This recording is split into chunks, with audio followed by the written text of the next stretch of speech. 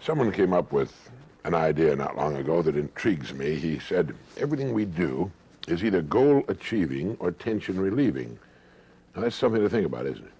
Everything you do is either goal achieving or tension relieving. You know, if a man's not too happy with his progress in the world, he should give a lot of thought to this idea. He should take a good long look at everything he does during his day, and as he approaches each act, he should ask himself, is this goal achieving or tension relieving? Now, we all need to relieve our tensions, but if we're doing too many things that are tension relieving instead of goal achieving, they're going to hold us back. Now, while I'm sure it couldn't be done, it would be interesting if a survey could be made to discover how much time is devoted each day of the work week by the so-called average man to acts which are strictly goal achieving. We might all be amazed to discover what a small amount of time is actually spent in earning our livings and preparing for our futures. This would vary widely, of course, from industry to industry and from job to job.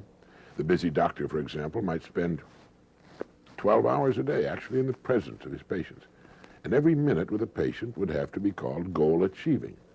Compare this with the time spent by, say, a salesman. How much of his day, and again, this would vary widely from industry to industry, is actually spent in goal achieving acts. Driving from one call to another, even though he's not in the presence of a prospect or customer, would have to be under goal achieving. Stopping for a cup of coffee would be under tension relieving. So would chatting with people he can't sell or reading a magazine while he's waiting to see someone.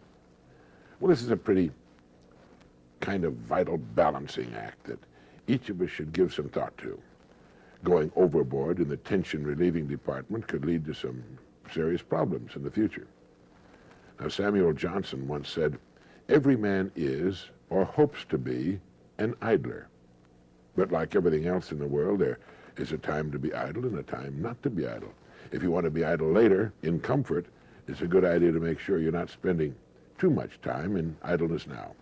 At any rate, I think it can be said that the success of a person in any undertaking will hinge directly upon his making certain that the majority of his daily acts are goal achieving, and that he relegates to a secondary position those acts which must be classified as tension relieving. It might be worthwhile carrying a little piece of paper and making a note as we do things during the day. Is this tension relieving or goal achieving?